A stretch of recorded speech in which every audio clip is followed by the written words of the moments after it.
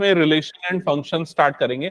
तो मैं एकदम बेसिक से स्टार्ट कर रहा हूं, ठीक है। हो सकता है आप लोगों ने पढ़ भी लिया होगा, तो भी फिर से सुन लेना। Relations and functions. तो बेसिकली इस चैप्टर में दो पार्ट्स है, पहला पार्ट है रिलेशन का और दूसरा पार्ट है फंक्शन का। क्लियर हुआ ये चीज? अब रिलेशन जो है, मतलब मैथमेटिक्स के टर्म्स में मैं बता रहा हूं, ये दो सेट्स के बीच में कोई ना कोई पर्टिकुलर मैचिंग होनी चाहिए, कोई रिलेशन बनना चाहिए, तो उस तरह से हम इसको डिफाइन करते हैं। क्लियर?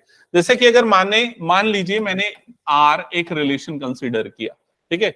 जैसे मैथ्स की लिंक ज्वाइन कर लिया, साइंस की क्लास है ना तुम्हारी, तो दूसरे लिंक पे देखना।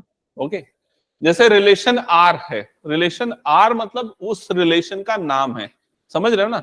इसको कुछ भी नाम दे सकते हैं, P Q R S T, लेकिन हमने आर नाम दे दिया है, ठीक है। और ये रिलेशन दो सेट्स के बीच में डिफाइन है, पहला सेट ए है और दूसरा सेट है मान लो बी। क्लियर हुआ ये चीज? अब अगर मान लो यहां पर सेट ए जो है, इसके कुछ एलिमेंट्स हैं, इसके एलिमेंट मैं कंसीडर करता हूं स्मॉल ए, small B, small C, small D, ये हो गए, ठीक है। और ये जो सेट बी है उसके एलिमेंट हो गए मान लो अली, भानु, बिनॉय एंड चंद्रा, ठीक है। और मैं यहां पर इस रिलेशन आर को बता रहा हूं, पहले तो ये बता दिया कि कौन से सेट से कौन से सेट के बीच में, तो सेट ए से सेट बी के बीच में। अब मैंने ये बोला कि ये जो रिलेशन आर है, इसके जो एलिमेंट रहेंगे ये पेयर के फॉर्म में रहेंगे, जिसमें पहला एलिमेंट मान लो अगर एक्स होगा तो दूसरा एलिमेंट क्या होगा, वाई होगा।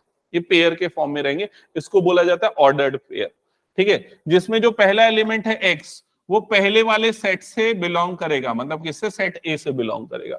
दूसरा जो एलिमेंट है वाई, वो किससे बिलोंग करेगा, दूसरे वाले सेट से, मतलब सेट बी से बिलोंग करेगा। और ये दोनों एलिमेंट आपस में रिलेटेड होंगे। कैसे रिलेटेड होंगे? जैसे मान लो यहां पर मैंने बता दिया कि एक्स जो है is the first letter of the word y। तो मैंने यहां इन दोनों को डिफाइन कर दिया। तुम लोगों को याद होगा सेट्स में हम लोग पढ़ते थे ना, तो सेट का दो तरह का रिप्रेजेंटेशन होता था। कौन सा दो तरह का बताओ? रोस्टर और सेट बिल्डर फॉर्म। जैसे कि ये वाला जो फॉर्म होता है इसको क्या बोलते हैं, रोस्टर फॉर्म। और जब कभी हम सेट में जो एलिमेंट है उसकी प्रॉपर्टी को बताते हैं तो उसको क्या बोलते हैं, सेट बिल्डर फॉर्म। याद आया ये चीज? तो यहां पर रिलेशन को भी हम इन दोनों तरीके से रिप्रेजेंट कर सकते हैं। एक तो होता है सेट बिल्डर फॉर्म, दूसरा रोस्टर फॉर्म। तो यहां पर ये जो फॉर्म है ना, ये अभी सेट बिल्डर फॉर्म है। यहां पर हम ये बता रहे हैं कि जो रिलेशन के एलिमेंट होंगे ना, उनमें ये प्रॉपर्टी होने वाली है। अब इसी को हम इसके रोस्टर फॉर्म में लिखते हैं। अगर हम रोस्टर फॉर्म में लिखने जाएंगे तो इसका जो पहला एलिमेंट होगा वो ऐसे ब्रैकेट में आएगा, और इसको बोलते हैं ऑर्डर्ड पेयर। क्या बोलते हैं इसको? क्या बोलते हैं? ऑर्डर्ड पेयर, ठीक है। पेयर क्यों बोलते हैं? क्योंकि पेयर में होते हैं एलिमेंट।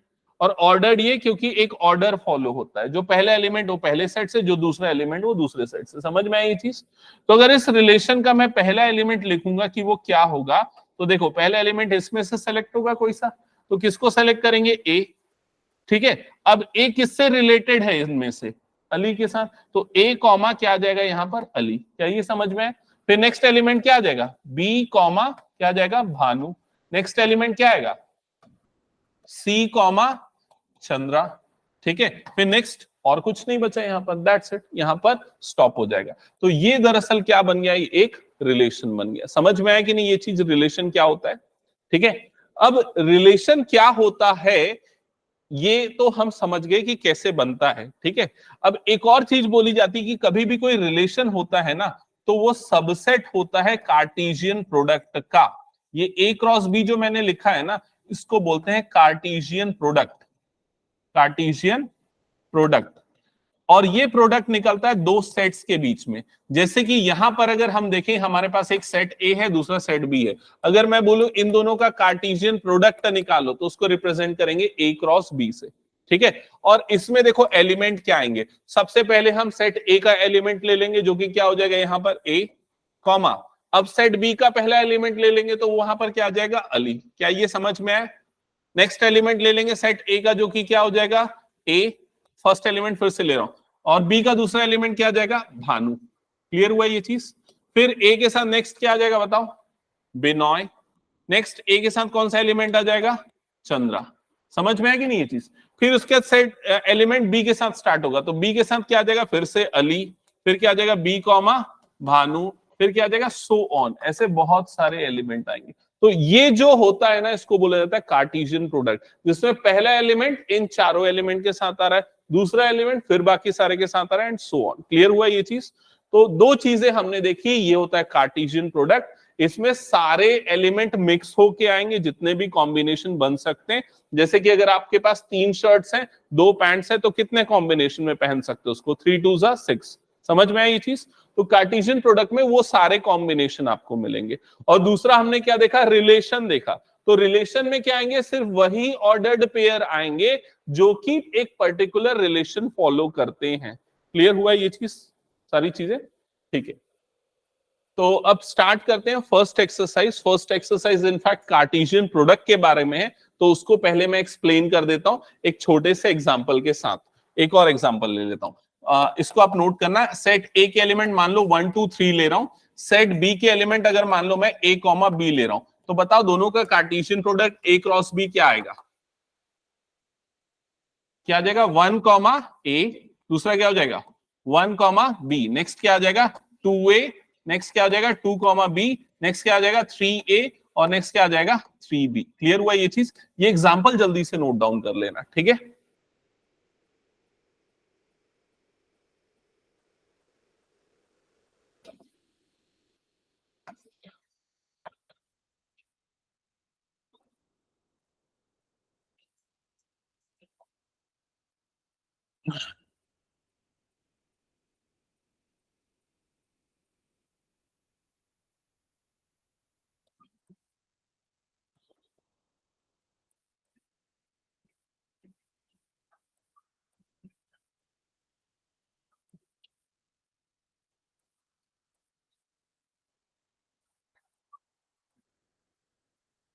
लिख लिया एग्जांपल सबने। अब देखो यहां पर मैंने क्या लिखा है, x comma y belongs to A cross B. तो इसका मतलब पहला एलिमेंट किससे बिलोंग करेगा, ए से, और दूसरा एलिमेंट किससे बिलोंग करेगा, बी से। ठीक है। और यहां पर x और y को हम क्या बोलते हैं, ऑर्डर्ड पेयर। फटाफट लिखते चलना, ठीक है, ऑर्डर्ड पेयर।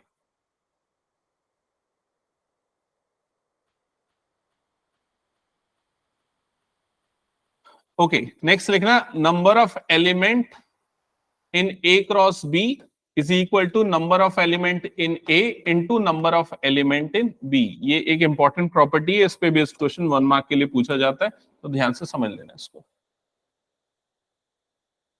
जैसे कि यहां पर हमने देखा नंबर ऑफ एलिमेंट इन ए, तो सेट ए में कितने एलिमेंट थे 3, सेट बी में कितने एलिमेंट थे 2, 3 2 सा कितना हो गया 6। तो ए क्रॉस बी में कितने एलिमेंट हो जाएंगे, 6 एलिमेंट। समझ में आई ये चीज, हटा दो इसको मैं फिर। ओके चलो, अब हम स्टार्ट करते हैं कुछ बेसिक क्वेश्चंस के साथ। तो धीरे धीरे और कुछ कंसेप्ट जो रहेंगे मैं बताते चलूंगा। फर्स्ट क्वेश्चन देखो क्या लिखा हुआ है, ये एक ऑर्डर्ड पेयर है, दिख रहा है ना सबको ये, और ये दूसरे ऑर्डर्ड पेयर से इक्वल ऐसा बोल रहा है, और एक्स और वाई की वैल्यू निकालो। तो कभी भी दो ऑर्डर्ड पेयर अगर इक्वल होते हैं, मतलब फर्स्ट वाले एलिमेंट इसके फर्स्ट वाले एलिमेंट के इक्वल हो जाएगा। मतलब एक्स अपॉन 3 प्लस 1 की वैल्यू किसके इक्वल हो जाएगी, 5 अपॉन 3 के। समझ में आई ये चीज। सॉल्व करके x की वैल्यू निकाल लेंगे, तो ये 1 उधर जाएगा, x अपॉन 3 की वैल्यू कितनी आ जाएगी, 5 अपॉन 3 माइनस 1। क्लियर। तो x अपॉन 3 की वैल्यू कितनी हो जाएगी, बताओ जल्दी से कैलकुलेट करके। नहीं हाँ, ये हो जाएगा 5 माइनस 3 डिवाइडेड बाय 3, ये 3 3 कट गया, तो x की वैल्यू क्या आ गई 2। क्लियर। वैसे ही y की वैल्यू भी निकाल लोगे, हो जाएगा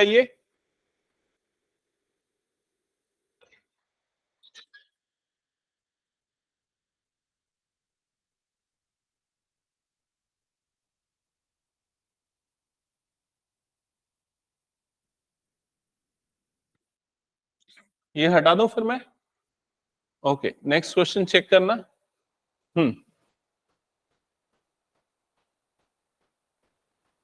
क्वेश्चन नंबर 2 देखो एक बार क्या लिखा हुआ है। If set A has 3 elements and set B has, set B के एलिमेंट क्या देखो यहाँ पर 3 4 5। वो छोटे मोटे कैलकुलेशन छोड़ देना, ठीक है, मतलब वो अगर मान लो y की वैल्यू नहीं निकली छोड़ देना, बंद तो जाएगा ना वाला पार्ट। क्या लिखा है क्वेश्चन में देखो, if set A has 3 elements and set B, और उसके एलिमेंट ये दिए हुए, then find the number of element in A cross B। बताओ जल्दी से। 9। ठीक है। नेक्स्ट क्वेश्चन, जी और एच, ये दो सेट दिया हुआ है, जी क्रॉस एच निकाल के बताना है, तो जी क्रॉस एच के एलिमेंट क्या क्या आएंगे बताओ जल्दी, क्या क्या आएगा। फर्स्ट वाला क्या आएगा 7,5, नेक्स्ट क्या आ जाएगा 7,4,7,2, और उसके बाद फिर सो ऑन। समझ गए ना ये चीज। अच्छा, अगर एच क्रॉस जी निकालेंगे तो क्या डिफरेंस होगा, एच के पहले, एच के एलिमेंट जो है वो पहले आएंगे। समझ गए ना ये, हटा दो उसको मैं। नेक्स्ट क्वेश्चन, चलो ये क्वेश्चन देख लेते हैं। क्वेश्चन नंबर 4 क्या लिखा हुआ है, ध्यान से सुनना। State whether each of the following statements are true और false, if false rewrite the given statement correctly. तो पहली स्टेटमेंट क्या लिखी हुई है, सेट पी के एलिमेंट ये हैं, सेट क्यू के एलिमेंट ये हैं, पी क्रॉस क्यू में इतने एलिमेंट होंगे। बताओ ट्रू है कि फॉल्स है। क्या होगा काजमा, ट्रू होगा कि फॉल्स होगा? क्यों फॉल्स होगा?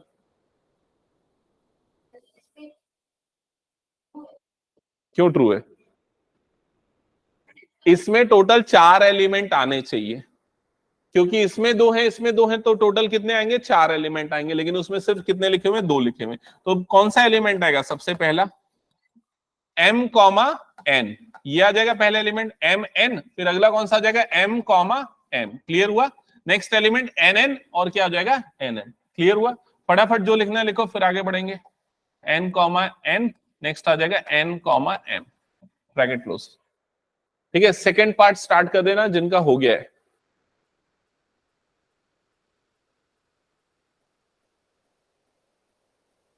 पढ़ लिया second part? A and B are non empty set. Non empty set मतलब समझ गए ना, मतलब उसमें कुछ ना कुछ एलिमेंट है, एकदम खाली नहीं है वो। ठीक है, और A cross B is a non empty set of ordered pair x comma y such that x belongs to A, y belongs to B. ये बिलोंग्स टू वाला सिंबल है। तो अगर मान लो ए और बी दो नॉन एम्प्टी सेट है, तो ए क्रॉस बी भी नॉन एम्प्टी सेट होगा। ट्रू या फॉल्स? ट्रू है।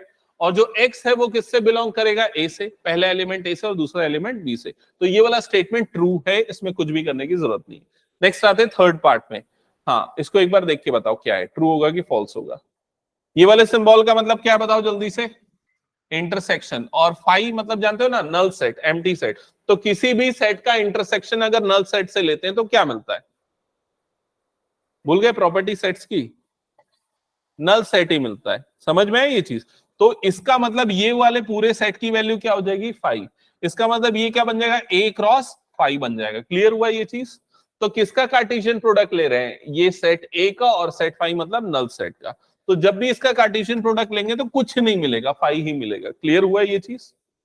एक्सप्लेन करने की जरूरत तो नहीं है, हटा दो उसको मैं।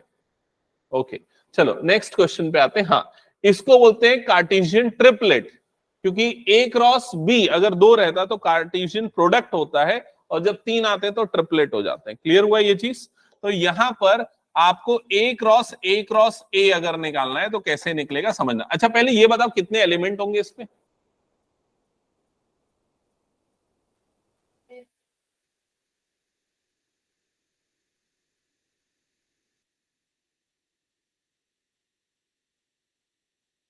नहीं, सब गलत बोल रहा हूं। गलत, गलत। अरे तू तो पहले ही, अरे नहीं ना,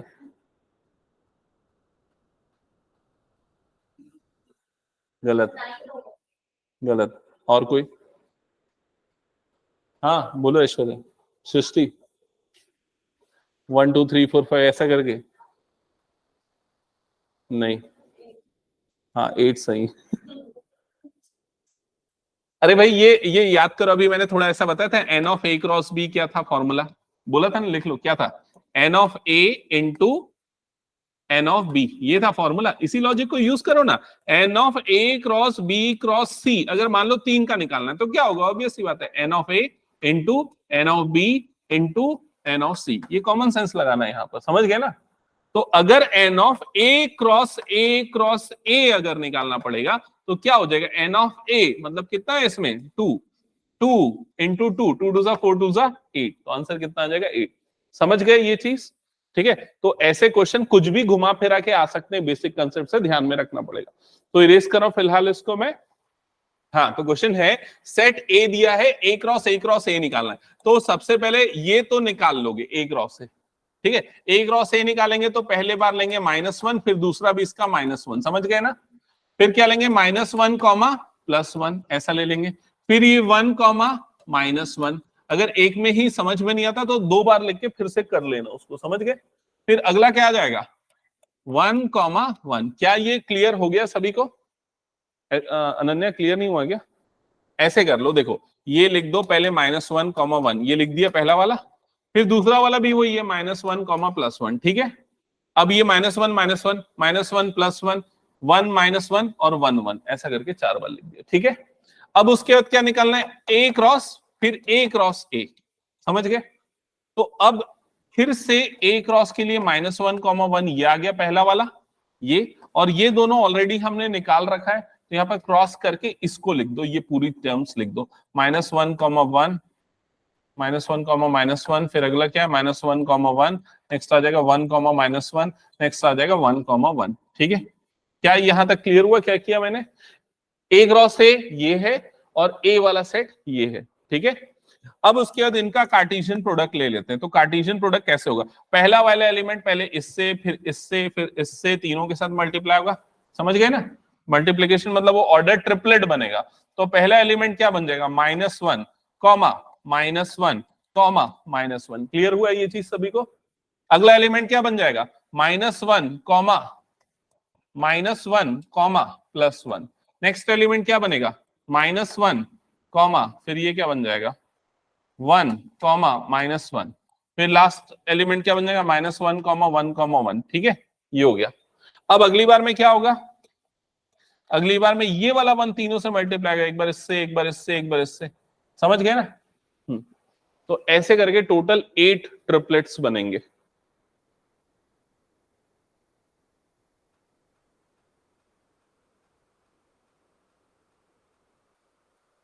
हो गया, हटाओ।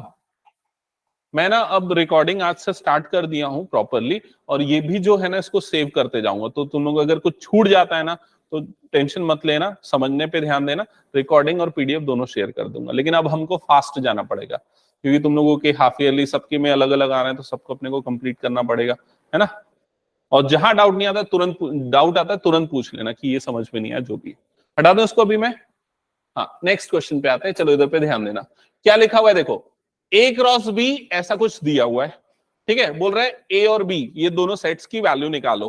तो बताओ, कॉमन सेंस बताओ क्या होगा यहां पर। सारे पहले एलिमेंट किससे आएंगे, ए से। तो सेट ए के एलिमेंट क्या हो जाएंगे स्मॉल ए कॉमा बी, और सेट बी के एलिमेंट क्या हो जाएंगे एक्स कॉमा वाई। बस इतना ही, खत्म। नेक्स्ट क्वेश्चन, चलो ये वाला क्वेश्चन बताओ, पढ़ लो अच्छे से। क्या लिखा हुआ है, सेट ए ये दिया हुआ है, सेट बी ये दिया हुआ है, सेट सी सेट डी ये सब दिया हुआ है, ठीक है। फर्स्ट पार्ट में क्या हो रहा है, ए क्रॉस बी इंटरसेक्शन सी निकालो। तो पहले आपको क्या करना पड़ेगा, ये वाला पार्ट निकालना पड़ेगा, बी इंटरसेक्शन सी। बताओ तो बी इंटरसेक्शन सी क्या आएगा, इंटरसेक्शन याद है ना, कुछ नहीं आएगा, क्या आएगा फाई। और यहां पर क्या है ए क्रॉस, तो ए क्रॉस फाई करोगे तो क्या मिलेगा फाई, ठीक है। अब यहां पर आते ए क्रॉस बी निकालो। तो चलो ए क्रॉस बी निकाल के बताओ क्या आएगा, देख के बताओ। 1 कॉमा 1 1 कॉमा 2 1 कॉमा 3 और क्या आ जाएगा 1 4, ऐसे ही आएगा। फिर क्या आएगा 2 1 2 2 2 3 और ऐसा करते हुए 2 4। क्या ये क्लियर हुआ सभी को, ठीक है। इसका क्रॉस, इसका इंटरसेक्शन लेना है, किसके साथ इंटरसेक्शन लेना है, ए क्रॉस सी के साथ। अब ए क्रॉस सी निकाल के बताओ क्या आएगा, ए क्रॉस सी 1 5 और क्या आ जाएगा 1 6 और क्या आएगा 2 5 और क्या आ जाएगा 2 6। समझ में आया ये चीज। अब ये वाला पार्ट पूरा जो आपने निकाला है और ये वाला पार्ट जो अभी निकाला है, मतलब ए क्रॉस बी और ए क्रॉस सी दोनों का इंटरसेक्शन। इंटरसेक्शन में क्या लेते हैं हम, कॉमन। क्या कॉमन आ रहा है बताओ देख के, कुछ आ रहा है क्या, कुछ नहीं आ रहा है, मतलब ये भी क्या हो जाएगा फाइव। समझ में आई ये चीज। और ये दोनों चीजें आपस में क्या हो गई, equal. That's it, verified, clear. Second वाला part, A cross C is a subset of B cross D. समझ में आ रहा है ना, सबसेट क्या होता था, अगर इसके सारे एलिमेंट इसके अंदर आएंगे तो हम क्या बोलेंगे, ये इसका क्या है, सबसेट है। क्लियर। तो ए क्रॉस सी निकालना पड़ेगा, वो हमने ऑलरेडी देखो यहां पर निकाल रखा है, ए क्रॉस सी की वैल्यू यहां निकाले थे हम। और बी क्रॉस डी, तो बी क्रॉस डी ऐसी मैनुअली देख लो क्या क्या आएगा, 1 5, नेक्स्ट क्या आएगा 1 6 1 7 and so on. 25, 26, 27 and so on. तो ऑब्वियस सी बात है ये वाले सारे टर्म्स उसके अंदर आ रहे हैं। हो जाएगा वेरीफाई ये? ओके, नेक्स्ट ध्यान देना क्वेश्चन नंबर 8 पे क्या लिखा हुआ है, पढ़ो एक बार। सेट ए के एलिमेंट 1 2, बी के element 3 4, right A cross B. तो पहले ए क्रॉस बी लिखना है। How many subsets of A cross B have, list them. ये वाला पार्ट जो है ना, सेकंड वाला पार्ट बहुत इंपॉर्टेंट है। तो सबसे पहले ए क्रॉस बी जल्दी से बताना मेरे को, आदित्य क्या आएगा ए क्रॉस बी फटाफट। 1,3 नेक्स्ट, 1,4 नेक्स्ट, 2 3 2 4, यही आएगा, बस इतना ही आएगा। ये हो गया।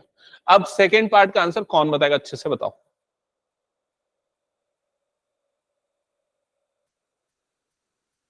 हाँ, और कोई? यस, सही है।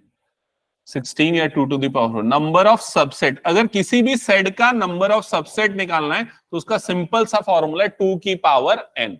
समझ गए? n मतलब उसमें कितने एलिमेंट है। तो इसमें कितने एलिमेंट है, 1 2 3 4। तो इसके कितने सबसेट बनेंगे, 2 की पावर 6, 2 की पावर 4, मतलब कितने आ जाएंगे, 16। समझ में आया ये चीज? अब बोल रहा है लिस्ट देम, तो बहुत बड़ा होगा लिस्टिंग। लेकिन अगर एक आध दो अगर एग्जांपल से स्टार्ट करूं, सबसे छोटा जो इसका सबसेट होगा वो कौन सा होगा, कौन सा होगा बताओ? नहीं, 5, नल सेट। समझ गए ना, नल सेट सभी का सबसेट होता है। फिर दूसरा किसको लेंगे, 1,3 ये वाला लेंगे। फिर क्या लेंगे, 1,4 ये लेंगे। नेक्स्ट क्या लेंगे, 2,3 ये लेंगे। मतलब सभी को एक एक बार लिख देंगे, समझ गए ना। फिर नेक्स्ट क्या हो जाएगा, 2,4 ये वाला आ जाएगा। ये हो गया एक। ठीक है, 1 2 3 4 5 और कौन से बनेंगे अब, इसमें एक बार इन दोनों का कॉम्बिनेशन, इन दोनों का ऐसे करते हुए टोटल 16 बनेंगे। और जो सबसे बड़ा सबसेट बनेगा इसका वो कौन सा होगा, कौन सा होगा, जिसमें ये पूरे के पूरे आ जाएंगे। समझ रहे हैं ना, तुम लोग भूल गए लग रहा है सर। जैसे मान लो कोई सेट ए है, उसके एलिमेंट है ए कॉमा बी, मैं बोलूं उसके सबसेट बताओ, तो क्या होता है, पहले सबसे छोटा सबसेट कौन सा होता है, 5। उसके बाद कौन सा आएगा, 2। फिर उसके बाद कौन सा आएगा, 3। फिर कौन सा आएगा, 2,3। तो ये पूरा का पूरा सेट एज इट इज उठा के आ जाता है, ए बी जो भी था, मैंने 1 2 3 कर दिया। समझ गए ना प्रोसेस क्या होगा? ठीक है, तो इसलिए सबसे बड़ा सेट कौन सा होगा, जिसमें ये पूरे के पूरे एलिमेंट्स आएंगे। हटा दो इसको फिर मैं। ओके, नेक्स्ट क्वेश्चन ध्यान से देखना, ये वाला। पढ़ो और इसको आंसर करने की कोशिश करना। ए और बी दो सेट्स हैं, n of A is equal to 3 का मतलब ए में कितने एलिमेंट है, 3 एलिमेंट है। N of B is equal to 2 मतलब बी में 2 एलिमेंट है। और कुछ एलिमेंट उसने लिस्ट आउट किए हैं, जैसे पहला एलिमेंट है x,1, दूसरा y2, तीसरा z1 are in A cross B. A cross B दोनों के कार्टेशियन प्रोडक्ट में है। Find A and B where x y z are distinct elements. तो बताओ सेट ए के एलिमेंट क्या क्या होंगे, एक्स वाई जेड, और बी के एलिमेंट क्या हो जाएंगे, 1,2। समझ गए ये? नेक्स्ट क्वेश्चन चेक करो जल्दी से। ए क्रॉस ए हैज 9 एलिमेंट्स। ठीक है, ए क्रॉस ए में 9 एलिमेंट। अच्छा ये बताओ, ए क्रॉस ए में अगर 9 एलिमेंट है तो ए में कितने एलिमेंट है, कितने होंगे, 3 होंगे ना। कैसे पता चला 3 होंगे, क्योंकि ये n of A cross B, n of A cross A का अगर वाला फॉर्मूला जो मैंने बताया था वो क्या होता है, n of A into n of A, ऐसे ही होता है। और ये वाली वैल्यू तुमको कितनी दे दी है, 9। N of A into n of A क्या हो जाएगा, एन ऑफ ए का whole square is equal to क्या हो गया, 9। तो एन ऑफ ए की वैल्यू कितनी आ जाएगी, 3। मतलब ए में कितने एलिमेंट होंगे, 3 एलिमेंट होंगे। समझ गए? अब उसने बोल रहे कि ये इसके कुछ एलिमेंट दे दिए। एक एलिमेंट क्या, -1,0 और दूसरा एलिमेंट क्या, 0,1। सेट ए फाइंड आउट करो। करेक्ट, -1 एक एलिमेंट होगा, 0 दूसरा होगा, तीसरा एलिमेंट क्या हो जाएगा, 1। जो जो एलिमेंट आ रहे सारे के सारे ऑब्वियसली ए से बिलोंग करेंगे ना, क्योंकि ए क्रॉस ए। ठीक है, हटा दू ना। नेक्स्ट क्वेश्चन चेक करो, हो गया क्या इसमें? तो फर्स्ट एक्सरसाइज में कुछ इतने क्वेश्चंस थे। नेक्स्ट अब स्टार्ट करते हैं रिलेशन वाला पार्ट, जो कि मैं तुम लोगों को बता रहा था।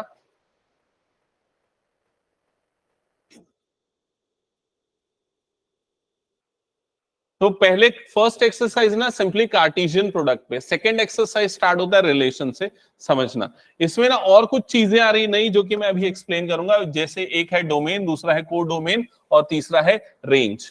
ठीक है, तो पहले इसको समझा दूं कि डोमेन, कोडोमेन और रेंज। ओके, तो रिकॉल करना, मैंने थोड़ी देर पहले ना तुम लोगों को ये वाला पार्ट समझाया था स्टार्टिंग में एकदम आज की क्लास के।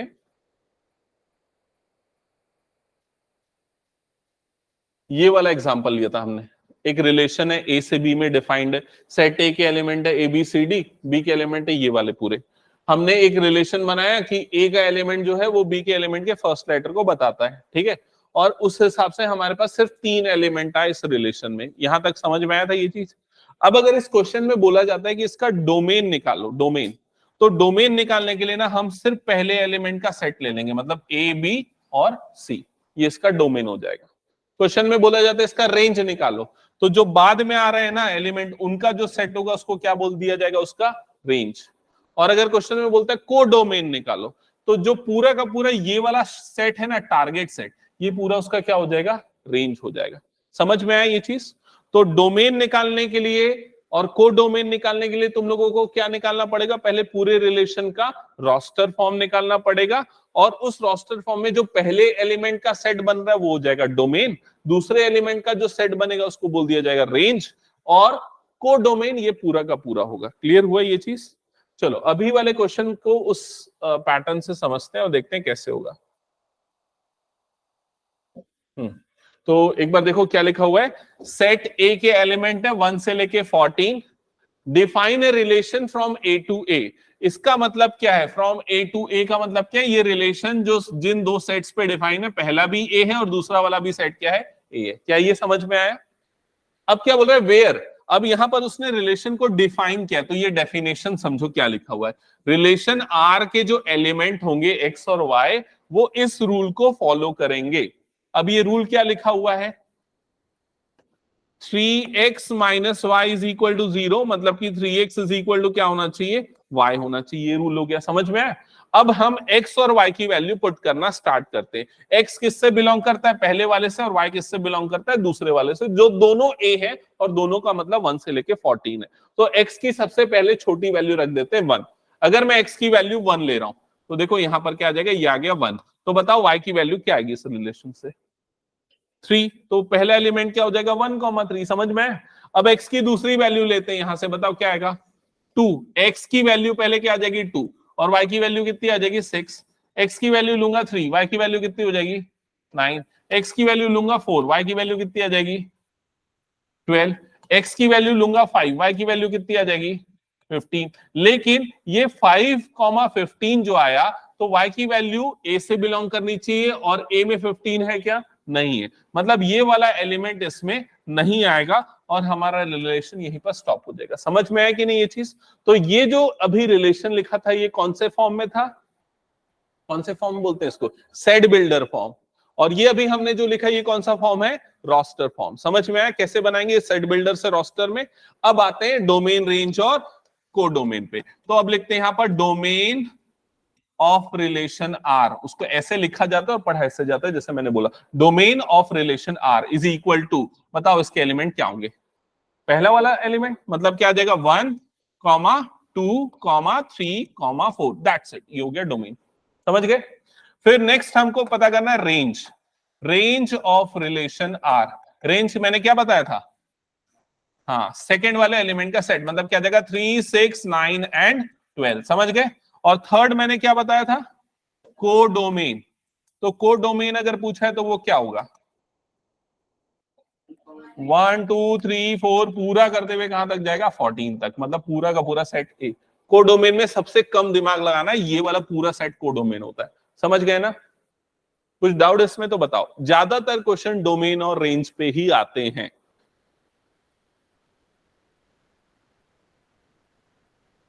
हटा दूं? चलो नेक्स्ट क्वेश्चन देखो एक बार।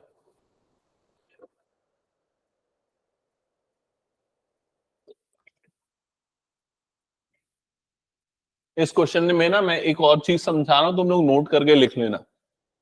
कभी भी ये वर्ड यूज होता है ना, ये वाला, रिलेशन आर ऑन सेट कुछ भी होना, तो इसका मतलब क्या होता है पता है, वो रिलेशन में जो दो सेट होते हैं ना, पहले से दूसरा, वो दोनों सेट सेम है। अगर लिखा है relation R on set A, मतलब ए से ए है, ऑन सेट एन मतलब एन से एन है। क्या ये समझ गए ना? तो इसको लिख लो आप अपने जैसे जिस वर्ड में लिखना है, या याद रख लो जैसा आपको ठीक लगे। ठीक है, relation R on set N मतलब पहला सेट भी एन है, दूसरा सेट भी क्या है, एन है। तो अगर कोडोमेन बोलेगा तो बस ये पहली लाइन सफिशिएंट आपको बताने के लिए। क्या है इसका codomain? Set of all natural number N. समझ गए ना? अब आगे क्या लिखा हुआ है, ये रिलेशन कुछ ऐसे डिफाइंड है, y is equal to x plus 5, x natural number less than 4 होना चाहिए, y नेचुरल नंबर होना चाहिए। समझ गए? कौन से फॉर्म में लिखा है अभी relation? Set builder form. Roster form में बदलने के लिए वैल्यू पुट करते, तो बताओ x की वैल्यू क्या रखेंगे इस कंडीशन के हिसाब से? 1 2 3 यही रखेंगे, क्योंकि क्या बोल रहे हैं, लेस देन 4 होनी चाहिए। x अगर 1 रखूंगा y क्या आएगा? 6 आएगा ना। y इज इक्वल टू कितना है, x प्लस 1, 1 प्लस 5 कितना हो जाएगा, 6। नेक्स्ट, x2 रखूंगा y कितना आ जाएगा, 7। x3 रखूंगा y कितना आ जाएगा, 8। दैट्स इट, स्टॉप हो जाएगा यहीं पर, x की और कोई वैल्यू नहीं रख सकते। ठीक है, अब इसको देख के बताओ डोमेन क्या है इसका। 1 2 3 रेंज क्या है इसका, 6 7 8। क्लियर? ये चीज लिखना ऐसे है, ध्यान में रखना, पिछले बार भी बताया था, डोमेन ऑफ आर, और ये सेट होता है इसलिए कर्ली ब्रैकेट्स में लिखेंगे 1 2 3, और रेंज के लिए ऐसा लिखा जाएगा रेंज ऑफ आर, इसको भी कर्ली ब्रैकेट्स में लिखेंगे, ये आ जाएगा 6 7 8। दैट्स, समझ गए ना ये? हाँ, और कुछ बोला है कि इसमें? नहीं। Depict this relation in roster form, write the domain and range. That's it, हटा दो उसको मैं। नेक्स्ट क्वेश्चन चेक करो क्या लिखा हुआ है। सेट ए दिया है 1 2 3 4 5, सेट बी दिया है 4 6 9। Define a relation R from A to B where R is given like this, x, y such that the difference between x and y is odd। ठीक है, x और y के बीच में difference odd होना चाहिए। कोई भी दो नंबर का डिफरेंस तब ऑड आता है जब एक इवन हो दूसरा ऑड हो। समझ रहे ना? अगर दोनों इवन होंगे तो भी डिफरेंस इवन आता है, दोनों ऑड होंगे तो भी डिफरेंस इवन आता है। तो तुम लोगों को ऐसा कॉम्बिनेशन लेना पड़ेगा जिसमें एक इवन है और दूसरा ऑड आए, या वाइस वर्सा। तो पहले 1 के साथ में क्या आएगा, 4, और 1 के साथ में क्या आएगा, 6। 1 के साथ में 9 नहीं आ सकता। समझ गए ना? क्योंकि 1 और 9 का डिफरेंस कितना हो जाएगा, 8, जो कि इवन नंबर है। नेक्स्ट क्या आएगा, 2 9। नेक्स्ट कौन सा आ जाएगा, 3 4, और नेक्स्ट आ जाएगा 3 6। उसके बाद क्या आ जाएगा, 5 4, और नेक्स्ट आ जाएगा 5 6। That's it. समझ गए ना? ये आ जाएगा रिलेशन, और कौन से फॉर्म में, ये रोस्टर फॉर्म में। अब बताओ डोमेन 1 2 3 4, 1 2 3 5 पूरा हो गया, और रेंज क्या हो जाएगा, 4 6 9 पूरा हो गया, और कोडोमेन क्या होगा, 4 6 9, ये पूरा बी वाला है ना। हटा दो इसको मैं। Next question. अच्छा, रिलेशन को रिप्रेजेंट करने का एक और तरीका होता है जिसको बोलते हैं एरो डायग्राम। तो सामने आपको जो दिख रहा है ना, वो एरो डायग्राम है। यहां पर रिलेशन आर इन दोनों सेट्स पे डिफाइंड है। कौन से दो सेट्स है, पी और क्यू। इसका मतलब है relation R is from P to Q. Clear हुआ ये चीज? यहाँ सेट पी के एलिमेंट क्या है, 3 5 6 7, और क्यू के क्या है, 3 4 5। क्लियर हुआ ये चीज? आप एरो डायग्राम से भी डायरेक्टली डोमेन और रेंज निकाल सकते हो। एरो जहां जहां से निकल रहा है वो डोमेन हो जाएगा। तो कहां से निकल रहा है, 5 6 और 7, जहां जहां पर एरो जा रहा है वो पूरा क्या हो जाएगा, रेंज हो जाएगा। हाँ, कुछ पूछना है? ओके, अगर मान लो यहां पर एक एलिमेंट होता 8, यहां पर एक एलिमेंट होता 9, और यहां से कोई एरो नहीं निकल रहा है, तो डोमेन क्या होता, क्या होता डोमेन? तब भी यही होता 5 6 7। एरो निकलना चाहिए तभी वो डोमेन होगा। समझ में आया ये चीज? एरो डायग्राम से रोस्टर फॉर्म कैसे लिखा जाता है वो भी बता देता हूं। एरो डायग्राम से रोस्टर फॉर्म में लिखने के लिए आप सिंपली पहला एलिमेंट लिख लो 5, कहां पर एरो गया, 3। नेक्स्ट क्या हो जाएगा, 6 4। नेक्स्ट क्या हो जाएगा, 7 5। That's it. समझ गए ना ये चीज? तो क्या लिखा है इस क्वेश्चन में, shows the relationship between P and Q, write the relation in set builder form in roster form. तो ये रोस्टर फॉर्म में तो हमने लिख दिया, अब सेट बिल्डर फॉर्म में बताओ लिख के कैसे लिखेंगे। सेट बिल्डर फॉर्म में लिखने का एक स्ट्रक्चर फॉलो करना होता है। पहले तो रिलेशन आर, फिर ये ऑर्डर्ड पेयर को x, y ले लेंगे, फिर ये सच दैट, ये तो होना ही होना है हर जगह पे। अब तुमको ये बताना है कि एक्स और वाई में दोनों आपस में कैसे रिलेटेड है। तो देखो इन दोनों को देखो, इन दोनों को देखो, पैटर्न समझो कि क्या कैसे रिलेटेड है। x is equal to y plus two, बिल्कुल सही, क्योंकि ये x y प्लस टू से मिल रहा है। समझ में आई चीज? लेकिन सिर्फ इतना सफिशिएंट नहीं होगा। नहीं, आपको नेचुरल नेचुरल लिखने की वैसे जरूरत नहीं है, क्योंकि यहाँ पर p और q दे दिया है। एक और चीज यहाँ पर ऐड करनी पड़ेगी, x belongs to p and y belongs to q, बस इतना सफिशिएंट है। अगर ये p q नहीं दिया रहता तो वो नेचुरल नंबर होना चाहिए 3 से 5 के बीच में, ये सब फिर जरूरी हो जाता है। समझ गए ना ये? और बाकी डोमेन और रेंज तो हो चुका है, हटा दो फिर इसको मैं। Okay, next.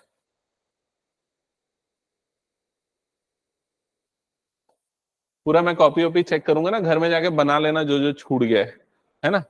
ठीक है, ओके।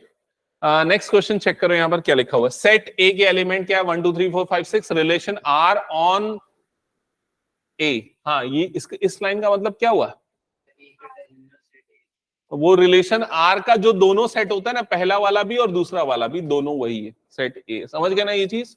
अब ये लिखा हुआ है रिलेशन आर इस तरह से डिफाइंड है, कौन से फॉर्म में है ये? सेट बिल्डर फॉर्म में। क्या बोल रहा है? ए कॉमा बी होगा, ए और बी दोनों सेट ए से होगा, बी डिविजिबल बाय होगा ए। समझ गए ना ये चीज? मतलब जो दूसरा नंबर है वो पहले नंबर से क्या होना चाहिए? डिविजिबल होना चाहिए। यही हुआ इसका मतलब। अब इसका रोस्टर फॉर्म बताओ क्या होगा? अरे सबसे छोटे नंबर से स्टार्ट करो ना। डिवाइजर कौन सा है इसमें? देखो डिवाइजर कौन सा है? ए है ना? डिविडेंड कौन सा है? बी। तो ए से डिवाइड होने वाले सारे नंबर देखते जाओ। तो ए का सबसे छोटा वैल्यू लेते हैं 1। 1 से कौन कौन डिवाइड होता है? 1 से 1 डिवाइड होता है, 1 से 2 डिवाइड होता है, 1 से 3 डिवाइड होता है। ऐसा करते हुए कौन सा जाएगा? 1 से लेके 6, ये सारे 1 से डिविजिबल है। अब अगला नंबर लो 2। 2 से कौन कौन डिवाइड होता है? 2 से 2, 2 से 3, नहीं 3 नहीं होता ना, 2 से फिर कौन सा होता है? 4। नेक्स्ट क्या होता है? 2 से लेके 6। समझ में आई ये चीज? फिर इसके बाद अगला नंबर बताओ। 3 3 3 6, फिर बस इतना ही ना। फिर क्या जाएगा? 4 4 और फिर 6 6। क्या ये क्लियर हुआ सभी को? तो ये क्या हो गया उसका रोस्टर फॉर्म। ठीक है, और उसके बाद फिर क्या लिखा हुआ है? डोमेन बताओ इसका। तो बताओ डोमेन क्या होगा? 1 2 3 4 6, ये पूरा डोमेन। रेंज बताओ, पूरा आ जाएगा 1 2 3 4 6। और कोडोमेन भी क्या आ जाएगा? 1 2 3 4 6। समझ गए ना ये चीज? अब मेरी बात, कुछ एडिशनल मटेरियल यहां पर दे रहा हूं बाकी लोगों के लिए, लेकिन वो सब तुम लोगों के में काम आएगा बाद में कहीं ना कहीं। तेरे स्कूल में जैसे पढ़ा दिए कुछ चीजें इससे रिलेटेड, तुम्हारे में तो है ही डेफिनेटली। ठीक है, सुन लो सारी चीजें। ये सब रिलेशन जो है ना, वो तो समझ गए, उसका डोमेन समझ गए, कोडोमेन समझ गए, ये सारी चीजें समझ गए। अब रिलेशन के कुछ टाइप होते हैं। ठीक है, रिलेशन के कुछ टाइप होते हैं, वो मैं समझा रहा हूं, सुनना ध्यान से। जिसमें जो सबसे पहला जो टाइप होता है ना रिलेशन का, उसको बोलते हैं रिफ्लेक्सिव रिलेशन। Reflexive relation. ठीक है, क्या होता है रिफ्लेक्सिव रिलेशन समझना। जैसे ये रिलेशन किस पे डिफाइंड है? सेट ए से ए पे डिफाइंड है ना? ए के एलिमेंट क्या है? 1 से लेके 6, 1 2 3 4 और 6 है, ये उसके एलिमेंट। तो अगर मान लो इस रिलेशन में 1 1 2 2 3 3 4 4 और 6 6 ऐसे एलिमेंट है, मतलब सारे के सारे रिफ्लेक्सेस प्रेजेंट है उसके। समझ में आ रहा है? रिफ्लेक्स का मतलब क्या होता है? सेम चीज अगर दोबारा देखे रिफ्लेक्स होता है ना वो। तो अगर किसी एलिमेंट के सारे रिफ्लेक्सेस अगर प्रेजेंट है तो ऐसे रिलेशन को क्या बोलते हैं? रिफ्लेक्सिव रिलेशन बोलते हैं। अब उसको लिखेंगे कैसे? उसको लिखने का तरीका है, मैथमेटिकल डेफिनेशन है, a comma a belongs to R for all a belongs to set A. मतलब a comma a belongs to R for all small a belongs to set A. Small a कोई भी arbitrary element है जो set ए का है। तो यहां पर आर्बिटरी एलिमेंट जैसे मान लो 1 ले लिया, तो क्या होना चाहिए? 1 1 रिलेशन आर में होना चाहिए। फिर स्मॉल ए की वैल्यू 2 ले लिया, तो 2 2 रिलेशन आर में होना चाहिए। समझ में आया कि नहीं ये चीज? तो अगर ये वाली कंडीशन ट्रू होती है, इस सिंबल को बोलते हैं फॉर ऑल। फॉर ऑल मतलब ए की सारी वैल्यू के लिए जो कि सेट ए से बिलोंग करती, तो ऐसे रिलेशन को क्या बोला जाता है? रिफ्लेक्सिव रिलेशन बोला जाता है। समझ में आई ये चीज? ये बहुत इंपॉर्टेंट पार्ट होता है, जेडब्ल्यू वगैरह में बहुत कॉमनली पूछा जाता है। ठीक है, एक क्वेश्चन तो पक्का रहता है इसमें से, रिलेशन एंड फंक्शंस में। ठीक है, हटा दूं उसको, फिर अगला बताऊं दूसरा टाइप। ये फर्स्ट टाइप है रिलेशन का। सेकेंड जो टाइप होता है उसको बोलते हैं सिमेट्रिक रिलेशन। सिमेट्रिक रिलेशन,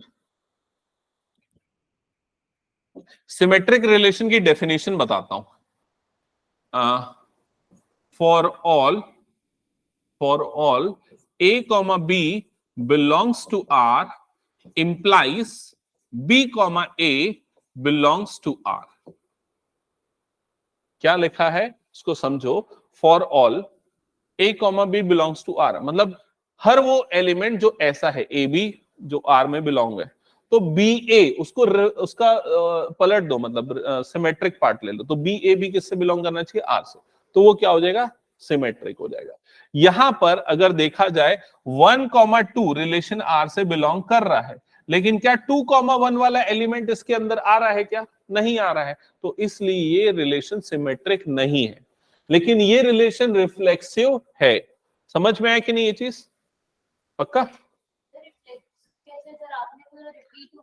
नहीं, रिफ्लेक्सिव है, सिमेट्रिक नहीं है।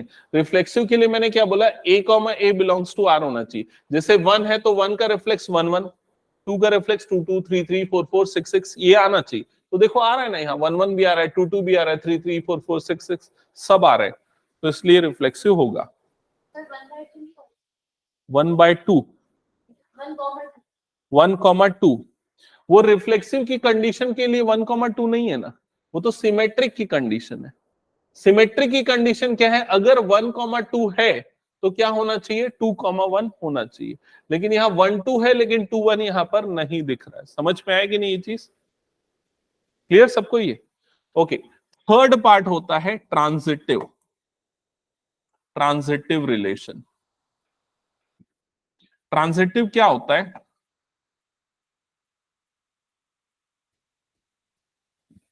ट्रांजिटिव रिलेशन में एक सिंपल से एग्जांपल से बताता हूं, ठीक है? हाँ, सुन लेना यहाँ पर ध्यान से। जैसे मान लो ये तुम्हारी सिस्टर है, ठीक है, और वो तुम्हारी सिस्टर है। अगर मान लो ऐसा रिलेशन हुआ कि ये तुम्हारी सिस्टर है और वो तुम्हारी सिस्टर है, तो तुम दोनों आपस में सिस्टर हो गए क्या? ऑब्वियसली हो गए ना। तो अगर ए बी से रिलेटेड है, बी सी से रिलेटेड है, और ए और सी भी आपस में रिलेटेड हो, तो ऐसे रिलेशन को क्या बोलते हैं? Transitive relation. समझ में आई ये चीज? अब इसको मैथमेटिकली कैसे डिफाइन करते हैं वो समझा रहा हूं। अगर a comma b belongs to R, मतलब ए और बी सिस्टर हैं, रिलेटेड हैं, b comma c belongs to R, b और सी भी सिस्टर्स हैं, रिलेटेड है, implies a comma c belongs to R, तो ऐसे सिचुएशन में हम रिलेशन को क्या बोलेंगे? ट्रांजिटिव रिलेशन बोलेंगे।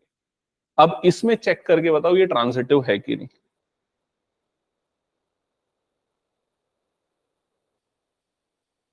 देखो, इसमें ऐसे मैनुअली चेक करना थोड़ा सा मुश्किल हो जाता है। देखो कैसे चेक करेंगे। जो नंबर ए से डिवाइड, अगर कोई नंबर ए से डिवाइड हो सकता है और अगर कोई नंबर बी से डिवाइड हो सकता है, तो जो बी से डिवाइड होने वाला नंबर है वो ए से भी डिवाइड होना चाहिए। जैसे कि अगर मैं यहां पर देखूं 1,2 belongs to R, 1,2 belongs to R मतलब क्या? 2 जो है वो 1 से डिवाइड हो सकता है। फिर देखो ये क्या लिखा है? 2,4 बिलोंग्स टू आर मतलब 4 जो है वो 2 से डिवाइड हो सकता है। तो क्या 4 जो है वो 1 से भी डिवाइड हो सकता है क्या? हाँ, हो सकता है। तो 1,4 भी क्या आ जाएगा? Belongs to R. समझ में आया कि नहीं ये चीज? तो अगर ये वाला नंबर 1 से डिविजिबल है, ये वाला नंबर 2 से डिविजिबल है, इन दोनों को हटा दो और चेक करो कि ये नंबर 1 से डिविजिबल है क्या?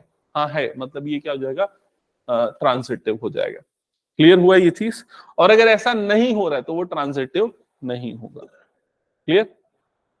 तो ये बहुत इंपॉर्टेंट पार्ट रहता है, इसको समझना ध्यान से। खैर, ये तो एक सिंपल सा क्वेश्चन था, इजी था। इसमें सिर्फ रोस्टर फॉर्म में कन्वर्ट करने बोला, वो हमने कर दिया। डोमेन तो पहला वाला और रेंज तो ये तो दूसरा वाला। ठीक है, ओके, नेक्स्ट क्वेश्चन पे आते हैं। हाँ, इस पे आते हैं, जल्दी से एक बार पढ़ो क्वेश्चन क्या लिखा है। Determine the domain and range of relation defined like this. ठीक है, तो अब इसमें जो रिलेशन डिफाइंड है, कौन से फॉर्म में डिफाइंड है?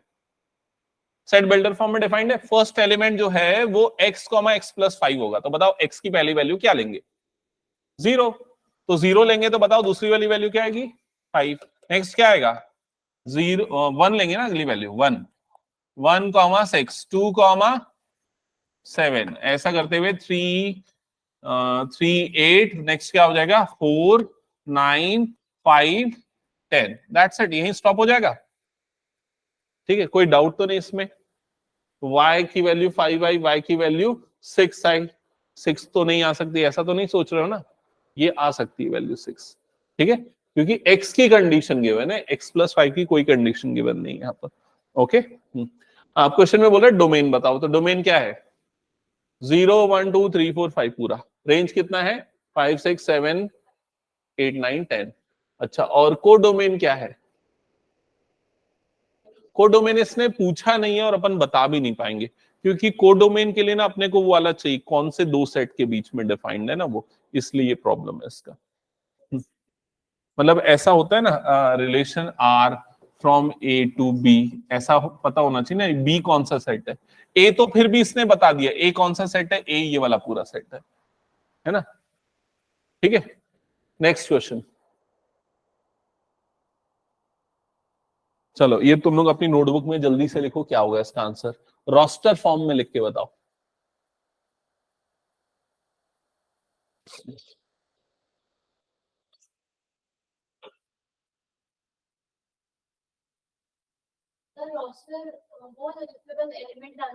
हाँ, ऑर्डर्ड पेयर को कॉमा कॉमा करके लिख देते।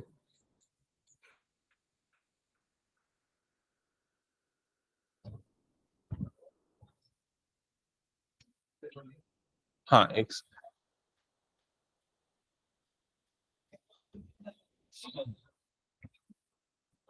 हाँ तो बताओ पहला वाला क्या है एलिमेंट?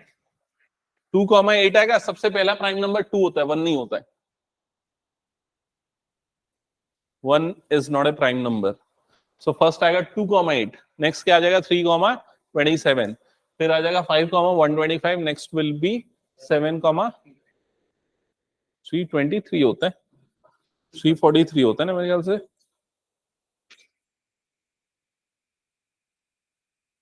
दैट्स इट, बस उतना ही आएगा। ठीक है, हो गया सबका। नेक्स्ट क्वेश्चन पे आते हैं। अरे भाई ये वाला क्वेश्चन ना तुम लोगों से बनना चाहिए। इसके लिए दो कंसेप्ट यूज होंगे। पहला कंसेप्ट ये कि अगर ए के एलिमेंट पता है, बी के एलिमेंट पता है, तो ए क्रॉस बी के हमको एलिमेंट पता होंगे। ठीक है। दूसरा, ए क्रॉस बी एक छोटी सी चीज जो मैंने बताई थी, लेकिन शायद उतना ज्यादा एम्फेसाइज नहीं किया था तो ध्यान नहीं होगा, वो ये कि रिलेशन जो होता है वो सबसेट होता है किसका? ए क्रॉस बी का, कार्टेशियन प्रोडक्ट का। मैंने एक स्टार्टिंग में एक एग्जांपल से बताया था। ए क्रॉस में बहुत सारे ऑर्डर्ड पेयर आते हैं, लेकिन रिलेशन में वही आते हैं जो आपस में रिलेटेड होते हैं। समझ में आई ये चीज? तब क्वेश्चन में क्या बोल रहे हैं? ए में इतने एलिमेंट है, ए के ये एलिमेंट है, बी के ये एलिमेंट है, ए और बी के बीच में कितने रिलेशंस बनेंगे ये बताना है। समझ गए? तो कितने रिलेशन बनेंगे? जितने इसके सबसेट बनेंगे। अब इसके कितने सबसेट बनेंगे वो डिपेंड करेगा इसके कितने एलिमेंट है। तो सबसे पहले निकालोगे कि ए क्रॉस बी में कितने एलिमेंट होंगे। बताओ कितने एलिमेंट होंगे ए क्रॉस बी में? 6 एलिमेंट होंगे। ठीक है, अब इसके कितने सबसेट बनेंगे बताओ? भूल गए कैसे निकालते सबसेट? 2 to the power 6, थोड़ी देर पहले आंसर किया था ना। तो कितने सबसेट बनेंगे? 2 की पावर 6, और जितने सबसेट उतने रिलेशंस। तो आंसर कितना आ जाएगा? 2 raised to power 6। ठीक है, नोट में लिखवाऊं कि इसको फॉर्मूले टाइप का? ये हो जाएगा, ये हो जाएगा ना? ठीक है, हटा दे रहा हूं फिर मैं नेक्स्ट क्वेश्चन पे मूव कर रहा हूं। हाँ, नेक्स्ट क्वेश्चन देखो एक बार। Let R be the relation on Z. ये जेड का मतलब क्या है? इंटीजर। तो ये जो रिलेशन आर है ये किस पे डिफाइंड है? जेड पे, मतलब इंटीजर पे, मतलब जेड टू जेड हो गया। समझ गया ना ये चीज? अब क्या बोला? रिलेशन आर के जो एलिमेंट है ए कॉमा बी है, ए और बी दोनों इंटीजर है, ए माइनस बी क्या होना चाहिए? इंटीजर होना चाहिए। तो भाई कोई भी दो ऐसे इंटीजर बता दो जिनको माइनस करने पे हमको इंटीजर ना मिले। सोच के बताओ कौन से दो इंटीजर है जिनको अगर हम माइनस करेंगे तो इंटीजर नहीं मिलेगा। इंटीजर पता तो है ना? -3, -2, -1, 0, 1, 2, 3, 4, 5, 6, ये पूरे नंबर जो हम यूजुअली यूज करते हैं नंबर लाइन में डिनोट करने, ये सब इंटीजर होते हैं।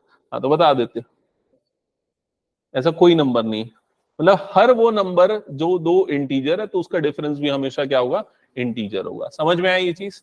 इसका मतलब हम इसका रोस्टर फॉर्म जब लिखने जाएंगे तो भाई ये पॉसिबल नहीं, बहुत सारे आने वाले, -1, -1, -1, -2, -1, -3, सारे के सारे आने वाले। समझ में आ रहा है? और पहला वाला एलिमेंट भी -1 सिर्फ नहीं होगा, -2, -3 बहुत सारे होंगे। कौन से? सारे के सारे इंटीजर आएंगे। तो अगर डोमेन पूछेगा तो क्या होगा, इंटीजर। रेंज पूछेगा तो वो भी क्या हो जाएगा, इंटीजर। कोडोमेन पूछेगा तो वो भी क्या हो जाएगा, इंटीजर। That's it. क्लियर हो गया ये? चलो अब कुछ क्वेश्चंस दे रहा हूं, आंसर करना, ठीक है? तो एनसीईआरटी में तो यहां तक था, अब कुछ एडिशनल क्वेश्चन देख लो, सुनो। क्वेश्चन है, सेट ए के एलिमेंट्स दे रहा हूं मैं, सेट ए के एलिमेंट्स है 1, 3, 5, 7, ठीक है? सेट बी के एलिमेंट है 2, 4, 6, 2, 4, 6, और ये बताओ मुझे n of B cross B cross B.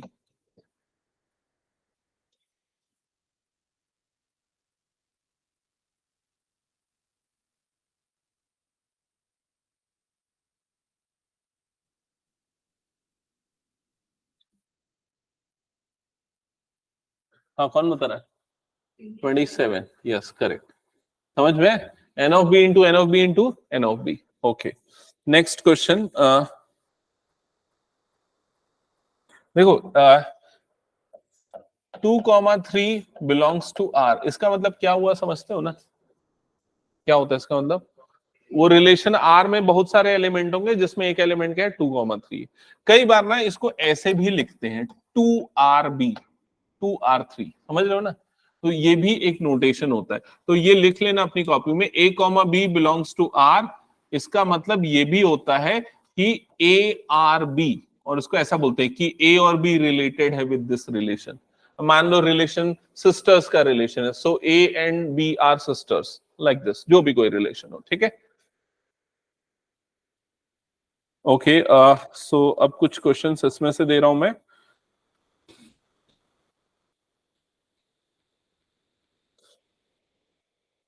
दो या तीन क्वेश्चंस दूंगा, बहुत इंपॉर्टेंट क्वेश्चंस है, अच्छे क्वेश्चंस है, लिखना। If set A is a set of even natural number less then 8, if set A is a set of even natural number less than 8 and B and set B less than 8 and set B is a set of prime number less than 7,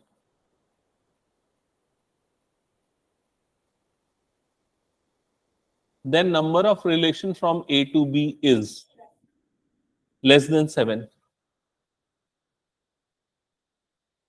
then number of relation from A to B is, नहीं देंगे,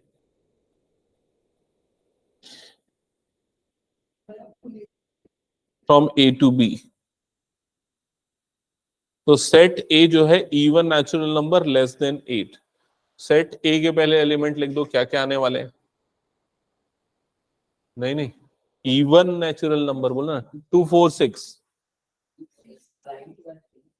ए बोला ना मैंने, even natural number less then 6। Set A के element होंगे 2, 4, 6, ठीक है? Set B के एलिमेंट कौन से होंगे? 2, 3 और 5। क्लियर? हाँ, अब इतना हिंट दे दिया। अब बताओ number of relation from A to B. 2 की पावर 9। अच्छा, दोनों को मल्टीप्लाई करने पे 9 एलिमेंट मिल रहे हैं क्या? कौन सा क्वेश्चन थे, 10 का? हाँ सही है, ठीक है। नेक्स्ट क्वेश्चन दो।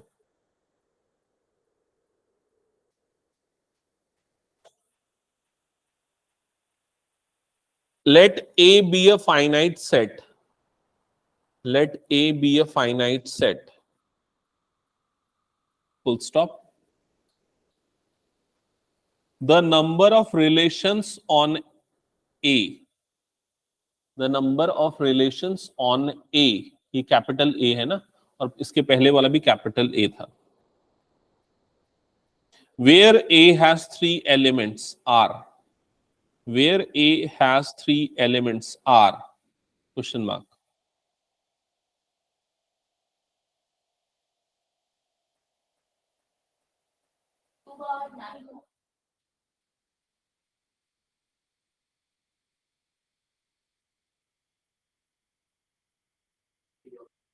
क्या?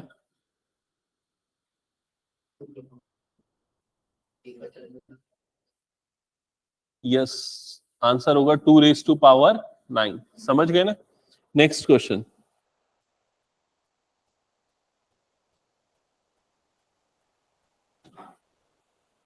हाँ, ये क्वेश्चन लिख देता हूं। N of A is equals to p, ठीक है? Then number of all relations on A is,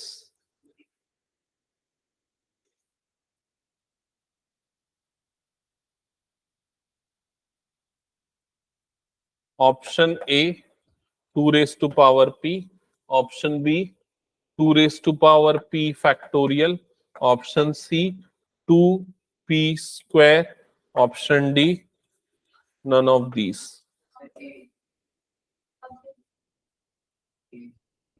ए और सी, दो आंसर्स मिल रहे हैं। और किसी का?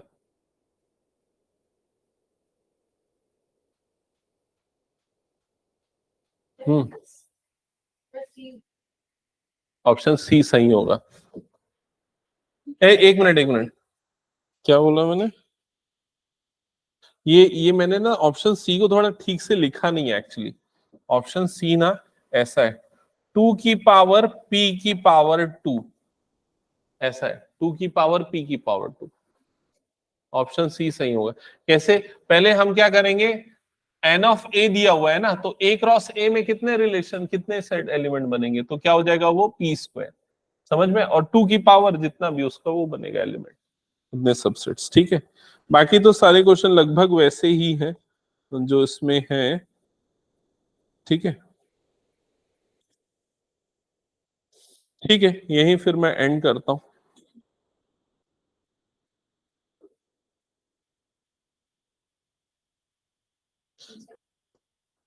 नहीं, अभी तो सिर्फ रिलेशंस हुआ है, अभी तो फंक्शंस बचा है।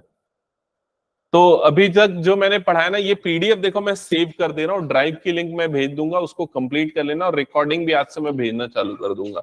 ओके, तो इसको कंप्लीट करके लाना पिछले क्लास में, अगले क्लास में आने के पहले। और काजमा, तुमको ना ये 3 एक्सरसाइज करनी है ना, फंक्शंस के पहले तक की पूरी। ठीक है, और तुम लोगों को एग्जाम्पल्स भी पूरे करने हैं। ठीक है,